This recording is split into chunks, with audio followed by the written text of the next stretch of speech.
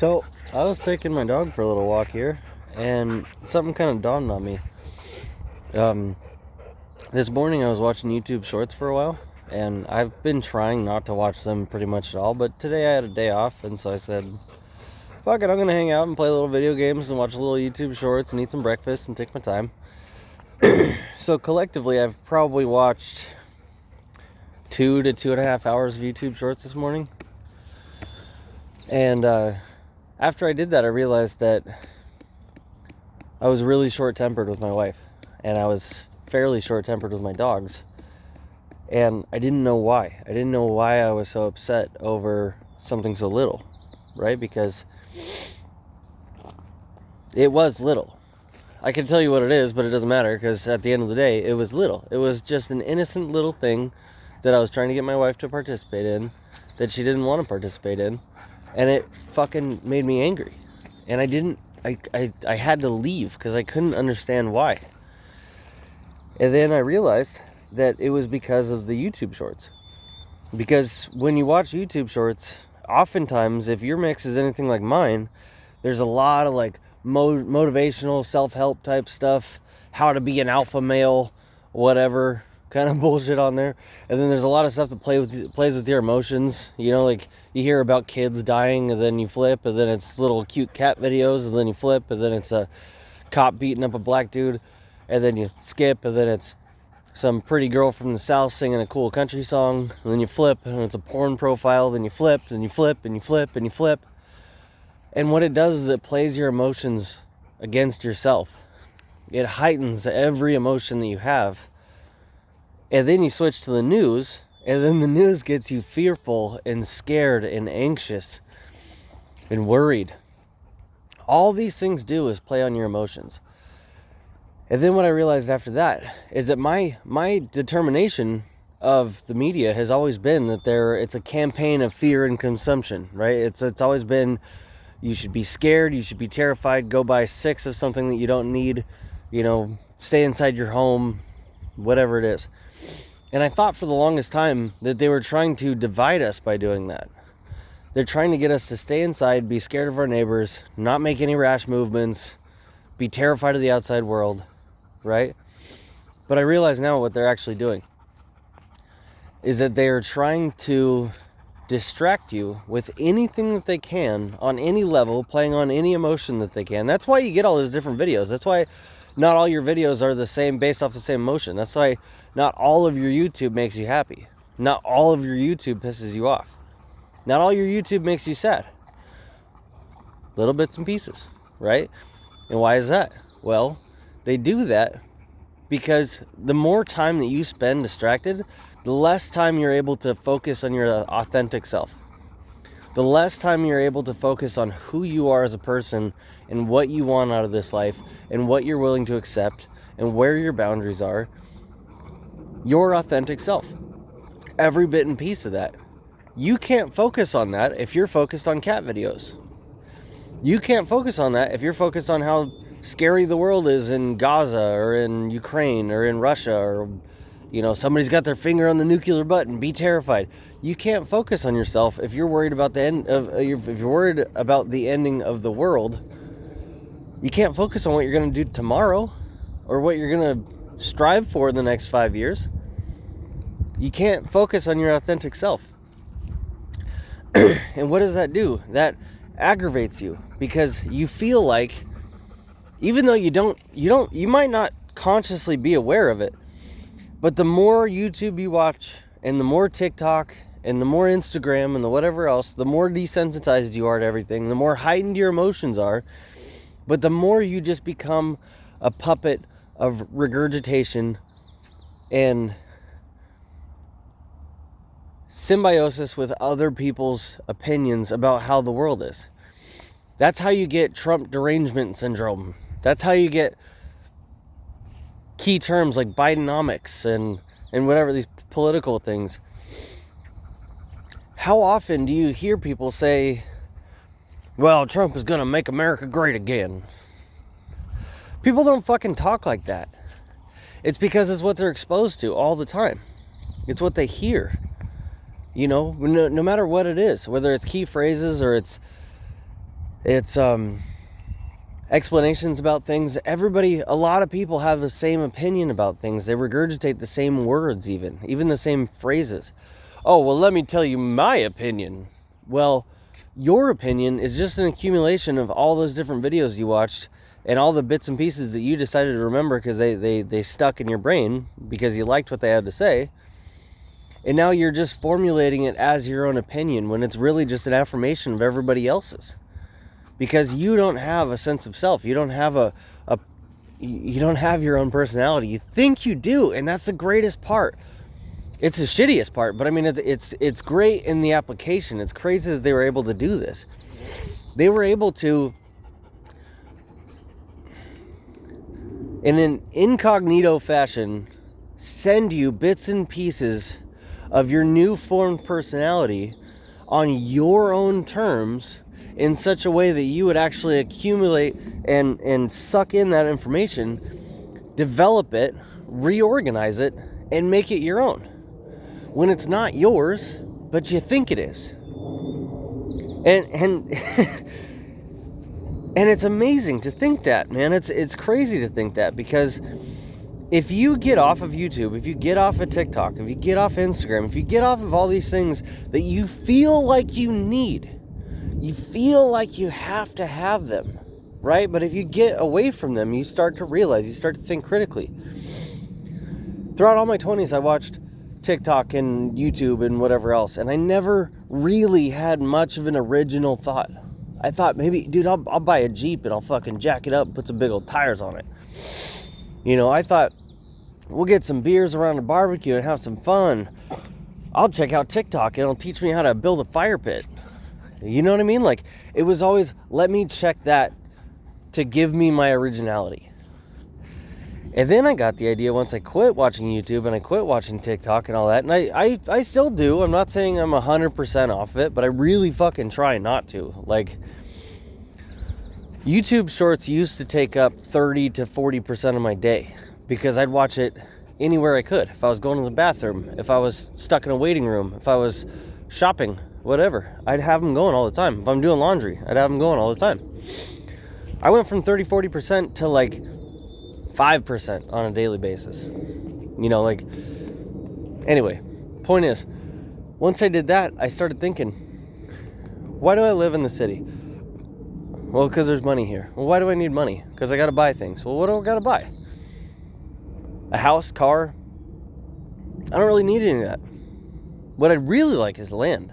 Because I feel like if I had land, I could make that land work for itself. I wouldn't have to work anymore. And if I did work, then it would be doing work that I'd actually want to be doing, like farming or gardening or taking care of animals. Things that actually make me feel good about being a person, being a human. Well, I can't buy land here in Washington.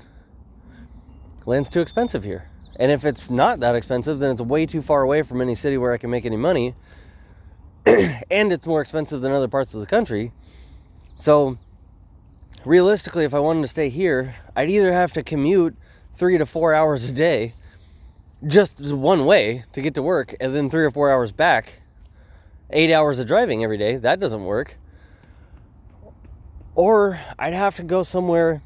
I'd have to stay here long enough to save up enough money to go somewhere else where the land is a lot cheaper and I can make it work for itself there. And then maybe I could just fly back and work here periodically for a couple months at a time, or 5 months out of the year, or whatever it is. So I started making a plan. I started kind of getting shit together. And then after I got all this stuff figured out, I realized this is exactly what I want to do. I want to get the fuck away from all this. I don't want to get away from people. I just want to get away from city people. I don't like it here. I don't like the people. Because all city people do is bitch, complain, and then they perpetuate the cycle that they live in. They don't do anything to change it. You know, they bitch that, oh, there's homeless people on every corner, and there's thieves, and there's people shitting in the streets, and there's drugs, and there's crime, and there's people breaking into my car and stealing shit out of my garage and whatever else. Well, if you didn't live in the city, you wouldn't be a very big target. But you gotta live in the city because you gotta have your creature comforts. You gotta have your Instagram. You gotta have your YouTube. You gotta have all that shit. Because you've become conditioned. And you accepted it. You pressed I accept. It was your fault. You did this to yourself. That's the fucking scary part about it. That's the crazy part about it.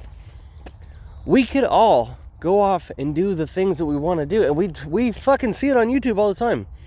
We see people like, hey, just sell your house and go live in fucking Cambodia somewhere. And we're like, wow, that'd be nice, but come on, that'll never happen. Why not?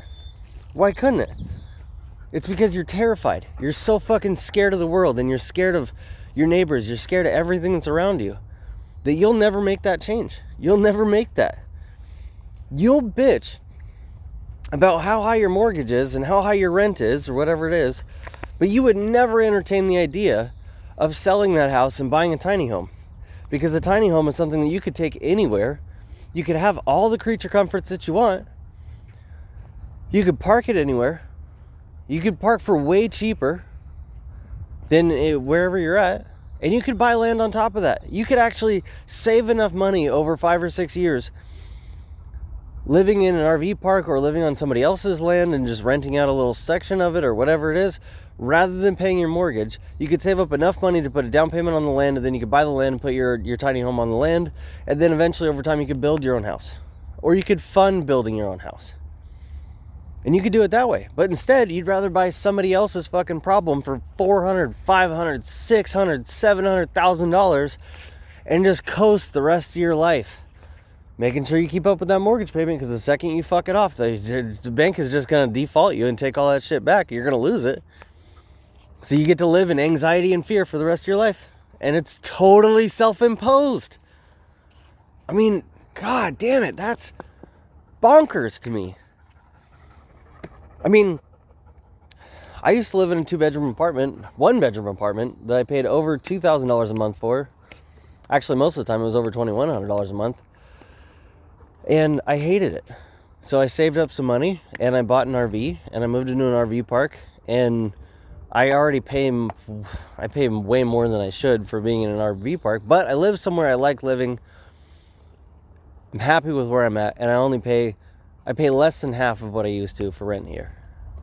Well, right around half, because now I have to pay for propane, whereas I didn't before. Anyway, I don't want to bore you with the details. The point is, I made a radical change to move into a smaller space with my dog and my other dog and my wife, and we are all much more happy with smaller space, because you don't need a big 5-story fucking mansion. You don't even need a 2-story fucking mansion. You don't need 4 or 5 bedrooms. You don't have to have it. You know, and people say, oh, well, you can never raise kids in a tiny home.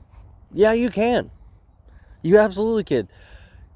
The reason people don't think that you can raise kids in a tiny home is because most of us that are having kids now, or have had kids for the last 10 years, we were raised in the 90s, in the 2000s, the early, we were already teenagers by the time we hit the thousands. Excuse me. Okay, I was born in 92.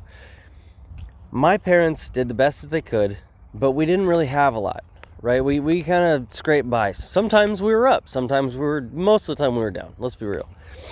So I think what's happening now, and I've seen proof of this, is that people are spoiling the fuck out of their kids, because it's compensating for what they didn't have when they were kids. And what do we get? Well, we get a bunch of spoiled, entitled kids that don't know how to work for anything and don't love anything natural. All they want is video games, and they want iPads, and they want electric toys, and they want electric bikes, and they want tech and gadgets, right? We're doing this to ourselves because we're allowing our kids to have it. Whatever, that's not even the fucking point, Bodhi. I digress. That is not the point. The point is that you can get by on a lot smaller space if you spend more of your time outside. You know what I mean? If your kids are just sitting inside geeking out on video games all day, then that's all they're going to fucking do forever. That's all they're going to be interested in. That's all they're going to want to do.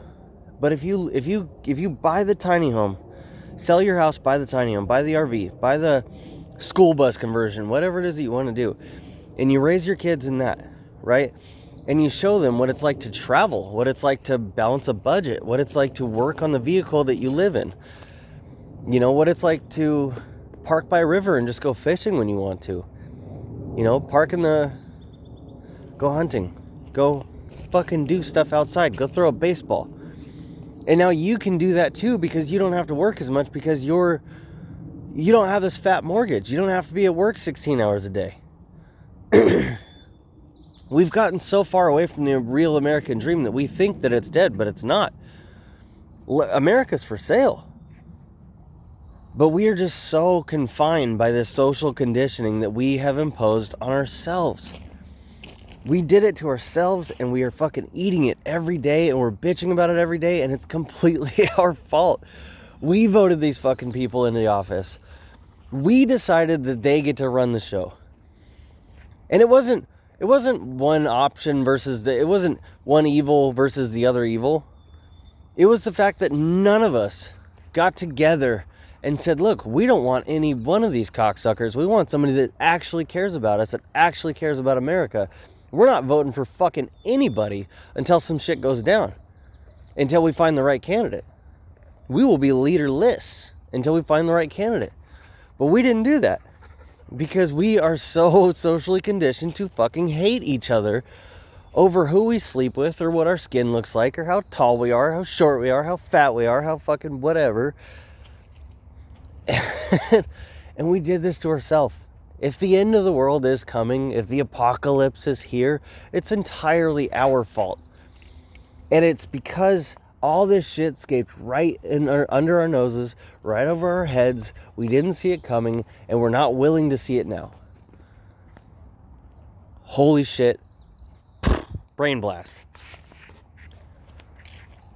If you have bad relationships, or if you have problems, if you have fucking issues all the time, you're constantly mad and stressed out and pissed off and you don't know what to fucking do and everything's falling apart and everything's just can't pay for enough stuff, and take a breath, turn off your goddamn phone.